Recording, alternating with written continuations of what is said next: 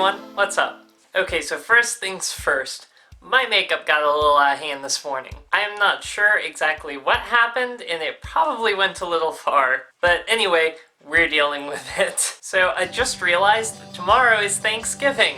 Whoa, that came up fast. Which means it's also gonna be my birthday soon. More importantly, it's kind of officially the holiday season, I guess, or it's right around the corner. So I probably should have done this video a bit sooner, but we're getting to it today. So I definitely get a lot of questions from other trans people who haven't come out yet about advice for coming out.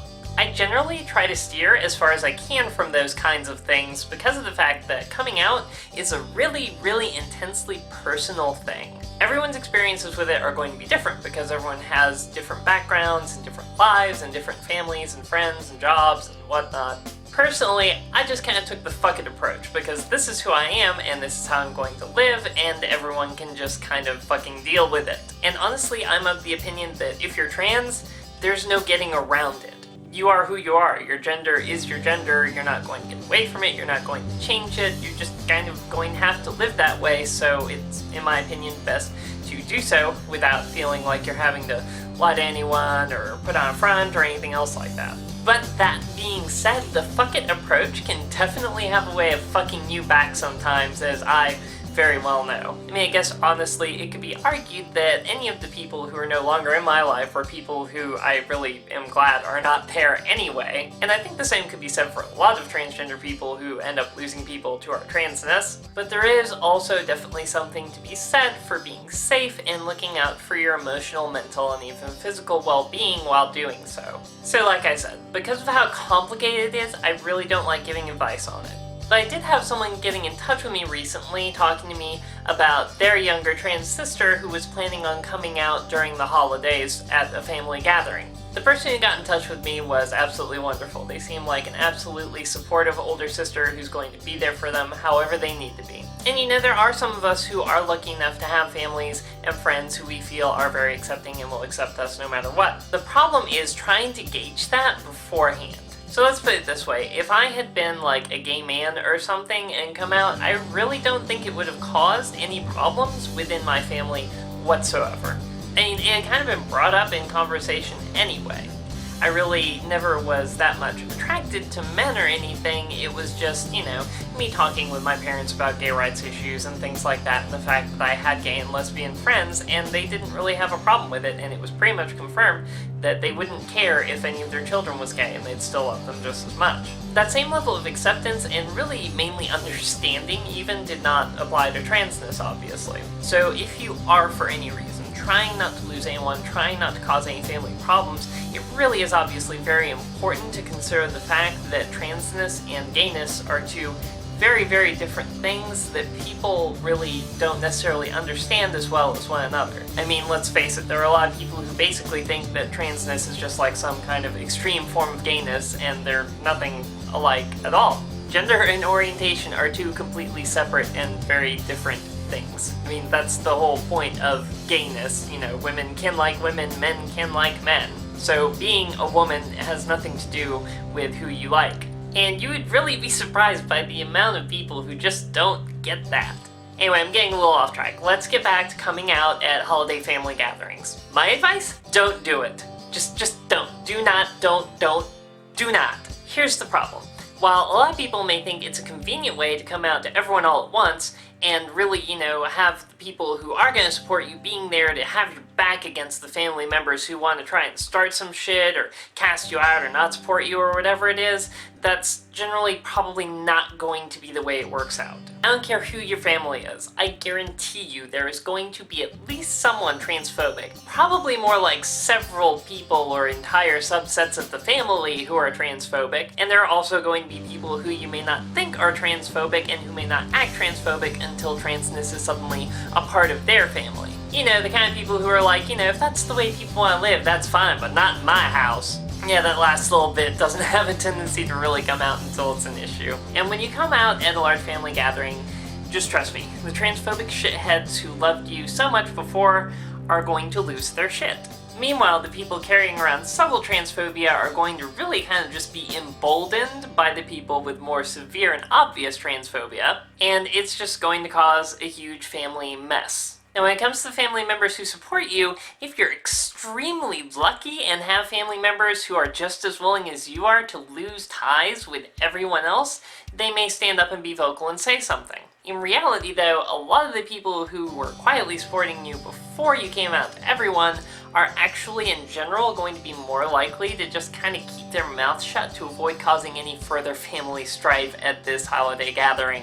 That's really sad, and I know a lot of those people like to think they wouldn't, and there are definitely some who are going to hold true to that.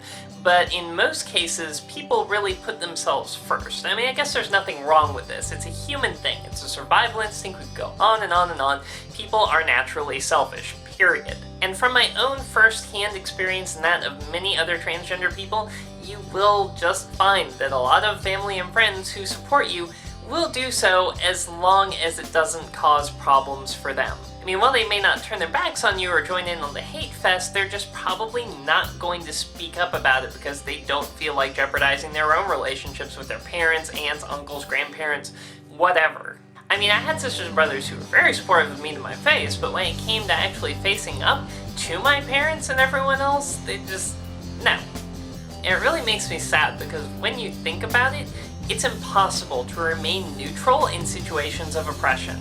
And I feel like that's where a lot of cisgender people are right now. You know, the kind of people who see the problems and agree that they're wrong and really want them fixed and don't have anything at all really transphobic about them, but at the same time, when push comes to shove, it's not their problem, they're not having to live with it, they're not going to suffer for it. And in doing so, a lot of people feel like they're remaining neutral, but they're really not, because the idea of neutrality in a situation really requires that the two forces opposed be equal in privilege. And when you're looking at a situation with anyone being oppressed, that is most definitely the farthest thing possible from the actual case. So people don't understand because they feel like they're not picking a side by not being on the side of hatred directly, but the people oppressing don't exactly need any help. They don't need any extra people on their side to already be doing a damn good job of making life hell for the people who are oppressed. Meanwhile, we need all the help we can get. You can just think of it like watching someone getting beaten up by like 5 other people. If you don't do anything,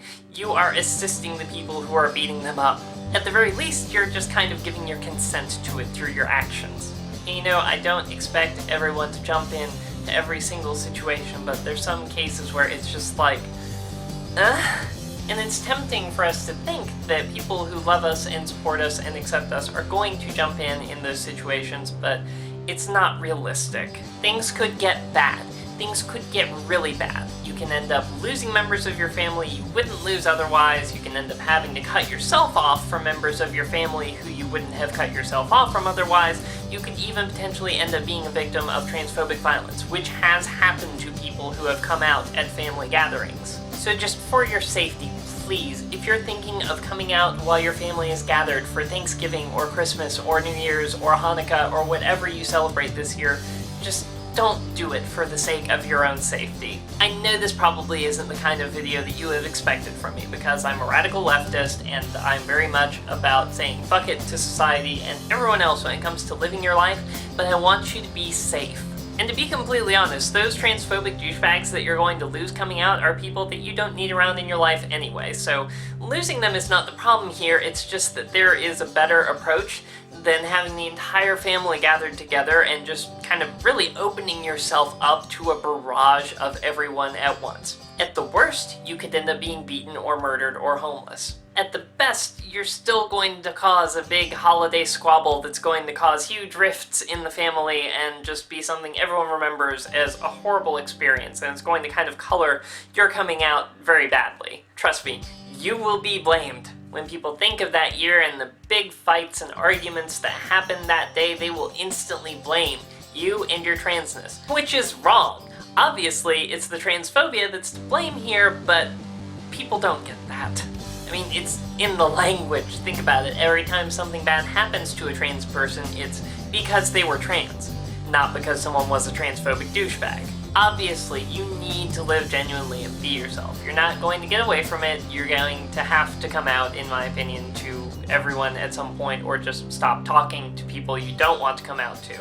You definitely need to and still can do this. Just please, for your own emotional and mental health and physical safety and well-being. Just do it on an individual basis. If you wanted to do this at a big family gathering because you're going to feel more comfortable knowing that you have people there who support you, still, do it on a small individual basis. If you have people who love and support you and are willing to help you come out to other people who you may not be sure of or who you know are not going to accept you, then by all means do that, but do it in a situation where you outnumber the people who are going to respond with transphobia and hatred. Since most people are at least somewhat transphobic, a family gathering is not going to be the place to do this. And you know what, if you've considered all the risks and you're just like, I don't give a shit, I know it's gonna end badly and I can take it, but I need to do this for me, I guess that's okay, but just please also remember that you may not be considering how bad it could possibly get. Not all of us who end up being murdered are murdered by lovers, some of them are by friends, even parents, and usually after coming out. You may think that something like a large family gathering would give you some sort of protection from that kind of honestly insane behavior, but trust me, crazy people do crazy things even when other people are watching, and when people find out that someone is trans, the craziness has a tendency to come out. Not to mention, 2 words, mob mentality. Anyway, I'll get off my imaginary soapbox now. And I hope you all have an absolutely wonderful and happy holiday season with your families, whatever holidays you do or don't celebrate. Just please do everything you can to make sure it's also going to be a safe one. As always, thank you so very much for watching. Be sure to like, share, and subscribe. And I hope you enjoyed today's background music, because that's one of mine. It's not finished and it doesn't have the vocals and a lot of the stuff that's going to be coming down the line, but I mean, I can't let you have it all at once, come on. Anyway, when that track's finished, it is going to be one of the singles on my upcoming album, Phoenix, which will be on iTunes, and I hope to release it no later than January 31st, 2016. And if you want to know how you can help make that release date a reality and keep seeing awesome videos like this, then just go to patreon.com/DeliaMelody to find out how you can become a patron.